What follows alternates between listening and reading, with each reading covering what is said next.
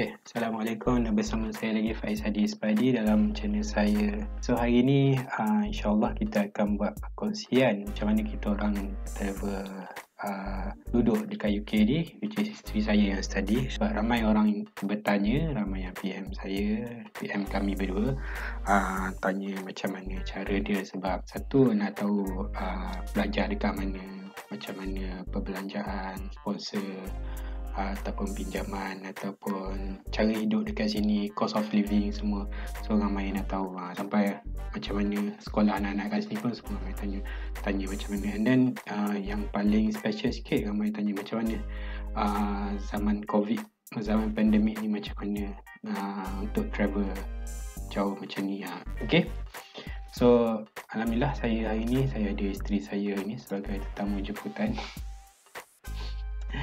Okay, macam ramai dah tahu, saya Faiz, saya isteri saya Afifah. So kami 5 beranak. Anak saya ada 3, alhamdulillah. Seorang yang sulung umur 9 tahun, yang nombor 2 umur 6 tahun, dan yang baby tu 7 bulan. 7 bulan. Okay, basically saya cerita dulu lah pasal saya sebenarnya saya bekerja company saya sendiri. Dulu saya makan gaji, lepas tu saya kerja sendiri daripada design consultant. Lepas tu saya expand saya punya business kepada contractor, design and build contractor. Dan sampai sekarang lah saya still jalankan kerja-kerja contractor dan construction, design consultant dekat Malaysia. So sekarang masih berjalan lagi. Lepas tu kenalkan diri. Okey. Tadi macam husband saya dah sebut, nama saya Afifah. Saya sebenarnya kerja kat DBKL. Saya kira sambung belajar ni sebab sambungan daripada kata nak tukar sikit lah. Kata ilmu tu nak kena expand sikit lah lepas dah kerja kat DBKL kan. So, lagi ya? Masih lagi bekerja. Yes, masih lagi kerja. So memang ada kontrak lagi lah dengan DBKL. So sambung belajar, lepas balik belajar ni memang terikat lagi dengan DBKL. Sebab apa? Sebab ada yang datang sini, ada yang dah yang masih bekerja, yang terikat dengan kerja dekat Malaysia. And ada juga yang dah tak kerja, dia just datang sambung belajar saja pun ada juga. So kita orang ni still macam my wife is still kerja dekat DBKL, masih lagi terikat dengan DBKL. By the way, sebelum tu video ni kita rakam tahun 2021. Takut ada yang tengok 5 tahun akan datang kan. So mungkin tak sama. And takut juga ada yang buat comparison yang dah pergi UK tahun 5 tahun sebelum ni. And ada yang tak sama. Tapi yang special kali ni adalah pandemik COVID-19. So saya akan highlightkan apa yang mungkin tak sama dengan orang yang sebelum ni pergi, yang tak sama yang 5 tahun akan datang pergi. So nanti kita highlightkan dekat sini lah. So itu 2021. 2021. Okay. So rasanya kita start dulu lah macam mana decide nak sambung belajar tu. Itu pun ada ramai yang tanya macam mana dah kerja berapa tahun? 8 tahun. 9 tahun. 9 tahun kerja. So macam mana tiba-tiba decide sambung belajar, and bila? Sebab sekarang tahun 2021, bila decide? Is it tahun 2020 ke decide nak sambung belajar ataupun dah lama? Bila? Okay. Sebelum tu saya cerita dulu lah background sebelum saya kerja di BKL, saya kerja dekat swasta sebagai arkitek. So 6 tahun. Lepas tu baru dapat kerja sambungan di BKL. So bila masuk di BKL tu sebenarnya saya di bawah department projek dan bawah unit urban. So bila masuk unit urban tu dengan background architecture, kata kurang sikit lah ilmunya. Jadi masa tu rasa macam okay, I have to do something, I have to expand the knowledge. And then sekarang ni pun kita lebih selalu dengar orang kata towards sustainable kan. So itulah masa tu lah decide okay lah nak belajar towards sustainable and relate dengan urban. So tadi apa soalan, sejak bila terfikir nak belajar? Macam mana tiba-tiba? Sebab dah kerja 9-8 tahun tiba-tiba. Itulah, dia bila dah sampai satu peringkat tu rasa macam knowledge, kita perlu tambah knowledge lagi kot. Rasa macam dah akad kerja buat benda sama kan, nak kena expand lagi ni. Masa tu try duk cari-cari universiti lah dekat UK, dekat New Zealand pun saya try nak cari course yang ada relate dengan urban and sustainable masa tu. Tapi yang kata tak adalah tahun ni minta tahun ni dapat.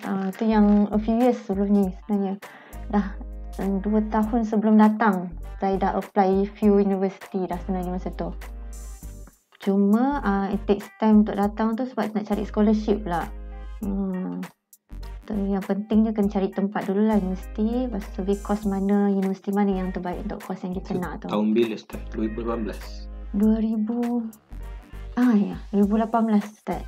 2018 Lepas tu dapat offer. Start dengan apa dulu? Start universiti dulu ke start MARA dulu? Start universiti dulu. So 2018 apply untuk masuk 2019. Lepas tu saya minta defer daripada universiti sebab dah dapat a few universiti punya offer. So dapat offer tahun 2019 untuk masuk 2019. Cuma ni masa tu apply MARA tak dapat, apply scholarship Commonwealth pun tak dapat masa tu. So minta defer dengan universiti, kata nak try lagi lah tahun depan tu. Ada lain lagi tak? Lagi satu Chevening. Masa tu saya tak apply sebab tengah busy kerja, so terlepas tarikh tu. So that is another scholarship lah kalau nak pergi lagi. Dapat orang iklan ke apa terus minta-minta je. Yes, so tak milih lah. Yang pentingnya kita apply tempat je dulu. Supaya bila dah ada scholarship tu buka. Sebab scholarship punya offer tu bukan orang kata buka lama tau. Kadang 2 minggu je. Samara 2 minggu je. So bila kita dah ada offer letter, senang terus boleh apply scholarship tu. Macam MARA kita alert dengan dia punya web page lah. Bila iklan buka apa tu untuk offer opening kan. Kalau yang lain macam ni tak tahu. Ada FB ke IG korang share ke? Masa tu saya masuk support group untuk scholarship. So kalau ada apa-apa group FB, Telegram, FB ada. So just follow je FB Chevening dengan Commonwealth. So biasa diorang akan announce lah bila akan next opening tu. Sebenarnya banyak lagi boleh minta scholarship. Loan daripada bank pun boleh sebenarnya. Ada education loan. Macam ada juga a few friends yang dia dah dapat tempat, dia minta loan untuk bayar dia punya fee sahaja, university fee. So untuk sara hidup kadang buat sendiri ataupun minta loan lain ke, at least membantu jugalah. Sebab ada certain course atau subjek yang macam government kita tak hantar untuk sponsor. Contohnya macam education. Saya dengar a few lah kata education MARA tak sponsor. So they have to find another solution lah untuk dapat scholarship. So ada list senarai dia. Kalau anda MARA ni ada senarai dia. Satu course apa, and then university apa, top 10 ke apa. Dia ada kena list juga. Make sure you cari university yang top 50 ke 20 in the world dan top 10 for your course tu, for the subject. Tapi untuk MARA lah. Kalau yang Commonwealth apa semua tu pun dia ada list dia juga ke macam ni? Ada kan? Mesti ada. Dia tak ada list dia, cuma scholarship macam Chevening dengan Commonwealth, you kena buat essay. Banyak essay lah kena jawab, kena explain why you nak ambil that course, semua benda tu. Okay. So apply university dulu. Yes, itu penting. Apply berapa banyak pun apply dulu yang mana kita nak pergi. Lepas tu baru, sebabnya MARA macam contoh MARA, dia dapat MARA, so dari situ MARA nak minta offer letter. Kan? Tunjuk bukti offer letter baru boleh apply MARA macam tu kan? Sebab nak dapat offer letter pun ambil masa juga universiti tu nak come back with the answer. So kalau ikutkan sejarah 2019 dah dapat offer dah universiti. Tapi MARA tak dapat lagi masa tu. So boleh kan minta postpone sebab tak dapat lagi. Yes, so, minta defer, dia boleh bagi defer setahun. Lepas 10 tahun tu you kena apply balik. Dia bertahan untuk so sepatutnya dapat 2019 September intake. So minta defer masuk 2020 punya September. 20 September, okay. Tapi jadi berubah sikit, saya masuk 2021 sebabnya masa tu COVID tengah climax. So universiti tu yang postpone the course tu untuk start Januari. So sepatutnya kita orang datang tahun lepas 2020. September. And sepatutnya kalau sekarang dah nak habis 2 bulan lagi sepatutnya dah balik Malaysia dah. Tapi sebab COVID apa semua tu dapat postpone masuk kita datang masuk semester yang Januari. Tapi itu pun kita postpone lagi sebab pandemik dekat Malaysia, PKP. So kita datang March 2021 baru datang. So, tapi masa tu dah start kelas lah kan. 3 bulan buat online kelas saja. Saya tadi mention course saya ambil Sustainable Cities. The reason saya pilih Leeds ni pun sebabnya for topic for the course Sustainable City tu ni macam antara dipanggil yang very compact and touch banyak type of system yang dipanggil lah. And then yang menarik ni dia banyak field trip. Saya suka berjalan-jalan. Jadi saya pilih course ni lah. So before ni ada juga survey yang few universiti lain towards urban, iaitu urban yang lebih kepada design yang studio based. So saya decide ambil yang Leeds ni sebab masa tu tiba pregnant pula, dah ada baby. Jadi rasa macam tak sesuai lah kalau kena buat kerja kat studio tu, tukarlah sikit kepada towards research ni yang sustainable ni. Berjalan tapi tak ada lah duduk dalam studio. Sebenarnya kita ready datang bulan 1 2021 tu selepas hari pantang lah suci. Kita orang baru dapat baby ketiga bulan 12 2020 hujung tahun itu. So dia PKP, lepas tu pantang apa semua. So dia sepatutnya ready lah datang bulan 1. Lepas tu tapi sebab PKP lagi, so alhamdulillah lah Allah nak aturkan boleh pantang lama sikit dekat Malaysia. Yelah boleh jaga baby elok besar sikit. So bulan 3 baru datang alhamdulillah. Tu semua. Kalau tak ikutkan winter bawa baby baru pantang tu risau juga. Sebab ada yang family sini datang bulan 1 juga. Bulan 12 bulan 1 memang winter. Leeds masa tu memang after few years Leeds tiba-tiba tahun ni memang sejuk gila. Orang sini cakap lah memang tiba-tiba salji tebal apa semua. Sebelum ni tak ada. Sebelum 2-3 tahun lepas tak sejuk, tak adalah salji tebal. Sejuk-sejuk tapi tak ada lagi. Even kita datang bulan 3 itu pun tak kira sejuk gila lah sebenarnya. Time tu autumn. Sepatutnya dah masuk spring. Tapi tiba dapat juga rasa snow. Pelik. Pelik. Dapatlah snow. Okay, lepas tu marah sponsor apa tu. Okay. By the way, kita orang saya ada soalan dekat sini yang saya rangkakan sendiri based on apa yang orang tanya, PM saya tanyalah. Lepas tu kalau korang rasa lepas ni ada soalan yang tak dijawab, korang tulis kat ruangan komen kat bawah ataupun PM saya lah atau PM my wife dekat IG dia. Lepas tu so kita akan buat next session pula lepas ni. Okay, lepas tu course apa yang Mara sponsor ni, macam saya cakap tadi lah, ada list dia. Kalau Mara ada list dia. Mula-mula tengok course apa kita nak ambil, ada tak Mara sponsor tak. Kan kita apply course yang Mara tak sponsor pun tak dapat scholarship juga. Lepas tu is it the university top 10 apa tu yang Mara sponsor, boleh ni tak sponsor ke tak. So tengok juga list university. Ini bukan course harga tau, ni course subject. Sorry course bidang bidang apa, lepas tu universiti apa. Sebab ada walaupun course kita nak buat tapi universiti tu Mara tak nak sponsor. Tak tahu kenapa tapi dia ada macam tu. Okay, berapa tahun duduk sini? Kita estimate 1 tahun lah. Kalau kat UK ni master setahun. So very compact. Ini untuk yang master by coursework. So memang very compact tapi memang ada thesis jugalah. So Mara pun memang 1 tahun lah. 1 tahun, yes. Kalau lah ambil PhD, macam orang kat sini PhD sepatutnya 4 tahun. Mara sponsor 4 tahun je? Mara sponsor 4 tahun tapi saya dengar yang GPA 3 tahun. Yes, GPA sponsor 3 tahun. 3 tahun dengar lah. So ramai yang sini merumah lah 3 tahun tak cukup kan, sepatutnya 4 tahun. Okay, visa kita orang dapat alhamdulillah 1 tahun, which is kita apply bulan 3 itu. Apply bulan 3, lepas tu visa kita orang valid sampai Mei 5 tahun depan 2022. So setahun lebih sikit lah alhamdulillah. Lepas tu okey, ada juga yang tanya, boleh tak kalau sebab ada yang tanya dah dapat offer belajar tapi tak dapat MARA, tak dapat apa scholarship lagi. So boleh tak datang dulu dengan duit sendiri apa semua baru apply MARA? Boleh tak? Ada tak? Kalau belajar macam lebih daripada setahun, bolehlah macam tu. Sebab saya tengok macam undergrad ada juga. Dia datang dulu sendiri, duit sendiri. PhD Dapat lah. PhD saya tak sure. Undergrad. Undergrad. So setahun tu duit sendiri. Lepas tu dah dapat result yang untuk first semester ataupun first year punya result, dia apply balik MARA guna result tu. So biasanya dapat untuk sama sponsor untuk second year. Undergrad lah. Untuk PhD ni Postgrad macam untuk master tak baloi lah sebab memang setahun je.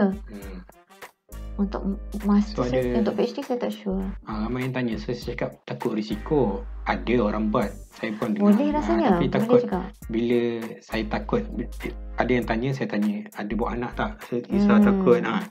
Ada duit belanja sendiri ada, nak apply dekat sini, bila sampai sini dah belanja sini baru nak apply. So kalau ada anak tu saya risau takut belanja cost of living pula tiba-tiba tak dapat loan ke tak dapat kan scholarship. So korang buat comparison sendirilah, tapi kita tak suggest kot. Sebabnya bukan untuk sekadar untuk hidup makan minum je kat sini. Sebelum you datang you kena ada insurance tau, IHS. Itu amount dia memang banyak, and visa pun tinggi, banyak jugalah nak kena bayar tu. Kos yang nak datang kat sini kalau visa dah mahal. Yes, lagi satu, kalau nak datang, kalau you kata duit sendiri, masa apply visa tu dia dah nak kena ada bank statement yang katakan you ada certain amount tau, per person, berapa puluh ribu. Itu guna? Kita sebab guna scholarship punya kalau okay. pergi sendiri without scholarship, dia akan minta bank statement yang kita ada berapa puluh ribu amount per person. Nak mengatakan kita stable lah. Macam saya perlu juga kan? Perlu. Macam saya perlu, tapi saya ready dah saya punya bank statement, walaupun tu company saya punya bank statement. Saya ready, tapi sebab Afifah dah dapat under MARA, dah confirm dapat, so benda tu membantu lulus visa kan. Dan kita prepare juga. Lagi satu yang boleh guna ialah yang you punya EPF punya statement pun boleh guna juga. Tapi bukan kita lah, orang lain lah. Kalau in case lah you nak prepare, kalau tak ada that amount in your bank kan, boleh prepare guna ASP punya statement, APF punya statement. That also helps. Yelah, part visa tu mahal. Kalau kita pergi setahun dah mahal. So kalau yang buat PhD apa semua pun lagi mahal kan. So dia darab berapa tahun kita pergilah. And then sebenarnya sebab COVID ni, pandemik ni, insurans satu benda lagi. Insurans dah wajib, sebenarnya wajib insurans, tapi bila COVID-19 ni, insurans tu akan berganda banyak sikit. So boleh dikatakan insurans lah paling mahal. Yes. IHS punya insurans tu lagi mahal. So IHS ni tu apa? IHS ni dia cover, dipanggil health insurance kat sini. If macam kau pergi, kau demam batuk ke benda, kita boleh pergi je dekat local GP, hospital dia, boleh jumpa doktor. Macam klinik kesihatan lah. Klinik kesihatan. Kalau macam ada emergency pergi hospital pun boleh lah. Emergency any procedure it covers. Tapi kalau macam biasa, kalau klinik biasa, dia pergi untuk check up saja. Tapi ubat you have to bayar sendiri. Kita kena beli, dia akan bagi prescription and kena beli kat farmasi. Jadi ubat kita kena keluarkan duit lah. Tapi yang macam student, dentist dapat kan, cover kan? Dentist cover. Macam student dapat cover dentist, macam saya tak dapat lah. Tapi kat sini budak-budak free dentist memang cover. Budak-budak free cover. Budak-budak free cover dentist. Sekolah pun free. Sekolah sini free. So nak cakap pasal yang IHS tu, comparison dia masa before COVID, mungkin let's say before COVID rasanya dalam $600 dia dalam US dollar. Tapi masa kami datang kat sini, masa tu tengah kata critical, masa tu cases kat sini about 30,000 plus cases COVID. So harga IHS masa tu ialah like almost $1,000. So that is how much difference. US dollar. Yes, how much the difference was. Masa buat visa semua nanti dia pakai US dollar. Bukan, dia tak pakai RM ringgit Malaysia, dan dia tak pakai pound sterling. Dia pakai US dollar. Kalau under MARA tu, Visa IHS cover untuk student saja ya. Family dia tak cover. So memang kata kena ada simpanan sendiri jugalah. Sorry, iklan sejak tadi. Kita memperkenalkan Suci. Inilah budak ni. Nak dapat masters juga. Nampak tak? Okay. Kalau anda marah, okay, macam Afifah, dia anda marah. So marah, kita nak pergi, nak sampai sini, belanja sendiri dulu. Tapi boleh claim macam insurans, visa, tiket flight. Dia ada apa? Itu je. Let's say kalau ambil Uber dari airport datang sini mungkin boleh lah. Tapi benda ni pakai duit sendiri dulu, lepas tu baru hantar claim dekat Mara. So sebelum pergi adalah bagi duit poket juga. Untuk settle down, sebab untuk nak bayar sewa rumah. Nak sewa rumah adalah. So pasal one time. So pasal rumah, pasal kehidupan belajar apa kat sini, kita sambung episod kedua lah. So far apa lagi untuk, so basically episod part 1 ni kita fokus dekat persediaan untuk pergilah. So macam yang saya cakap special apa tadi, yang sebenarnya COVID ni lah, apa yang perlu ada ialah, benda yang penting perlu ada ialah My Travel Pass. Okay, My Travel Pass ni ialah daripada Immigration Malaysia. So dia digunakan untuk kita untuk kebenaran kita untuk keluar daripada Malaysia je, itu saja. So ada proses kita nak keluar Malaysia, lepas tu ada proses yang kedua, kita nak masuk UK pula macam mana. So nak bagi lepas kita keluar Malaysia dulu macam mana. Kalau tak ada dokumen ni, tak dapat keluar Malaysia pun. So My Travel Pass ni macam mana nak dapatkan dia? Yang saya tahu perlu ada reason kenapa nak keluar. So pandemik PKP ni kita ramai cakap tak boleh travel kan, tapi ada syarat dia apa yang boleh kita travel luar negara. Syarat dia antaranya sama belajar ataupun ada family kerja, NGO nak buat bantuan pun itu pun boleh, tapi ada syarat-syarat dia. Semua ni boleh, even kalau anak sambung study pun parent boleh ikut. So benda ni boleh, tapi ada syarat dia lah. Boleh keluar tapi ada syarat. Kalau kita layak keluar tapi tak penuhi syarat dia, tak boleh juga. Dia kena apply dan benda tu ambil masa jugalah, dalam seminggu 2 juga untuk dapat takut orang buat perbandingan kan, cakap anak saya pun sambung belajar juga tapi saya apply tak dapat. Mungkin ada syarat tak lepas. So benda ni boleh apply through immigration online saja, through email. Terus ada sistem My Travel Pass. Lepas tu kita orang buat visa pun semua online kan. Cuma masa nak biometrik tu je pergi dekat visa kan. VFS. Antara itulah offer letter, My Travel Pass. Lepas tu kita punya swab test. Okay, swab test kita orang kena buat, dia valid. Satu swab test kena tunjuk dekat Malaysia, kena tunjuk kan. Kita kena buat swab test yang 3 hari sebelum kita fly. Lepas tu dan kita kena book swab test dekat UK. So the booking number tu kena masukkan masa kita apply visa tu. Masa kita pergi hari tu, the swab test tu memang kena under NHS tu. So mahal lah. Memang dia dah fix amount dah, £250 per person. Untuk kids yang above 5 years old. 5 above, dah kena buat. So mencabar jugalah tu.